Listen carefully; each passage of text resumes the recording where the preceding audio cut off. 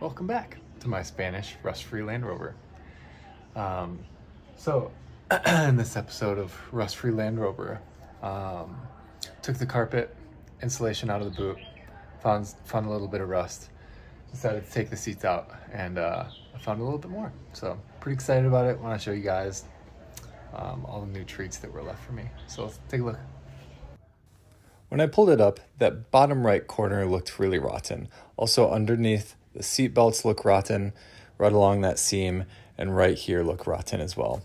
I thought that was rusted through there as well. I knew it. Mostly surface rust for the rest of the boot. The first thing I did was use a paint scraper, just to get all the big pieces. The last thing that I wanted was a bunch of stuff flying around because I was using a wire brush. Getting in the air, getting on me, getting everywhere in the car, so just wanted to get these big pieces. And then I found, oh yes, my first rotten bit. I have to admit, even though this took hours, this was really relaxing and pretty cathartic. Obviously it's sped up, but it was pretty enjoyable to do, although it took hours and hours. Probably my favorite part though.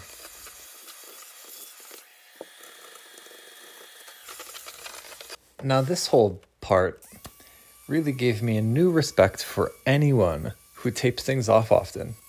You know, I really tried my best to be thorough, really tried my best to get the tape down.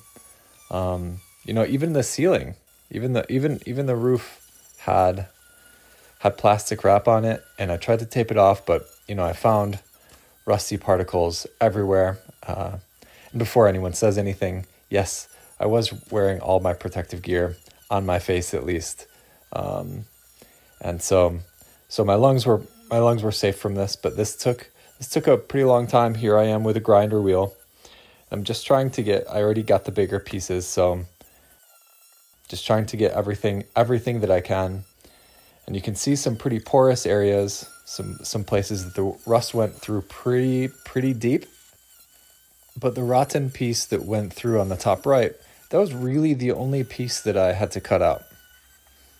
So I continued grinding, and I did end up going through with a wire wheel after this, just to really try to get into all those pores, because as you can see, I get almost everything. Then I went through with a wire wheel after. But at this point, I'm just kind of having fun. It is cathartic.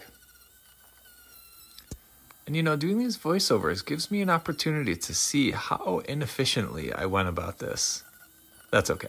It's done.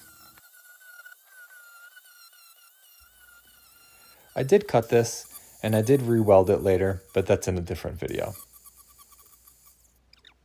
This is after I used Naval Jelly, and so I used a grinding wheel, wire wheel, and then Naval Jelly, and I went through several passes. So this is what it looked like before I painted. And then I started with a primer. I'm not sure if I was supposed to do 2 coats, but I did 2 coats. After that, I did about 4 coats of this green that doesn't quite match, but it's better than anything else. And this is the final result. I did end up welding that shut, at least trying my best.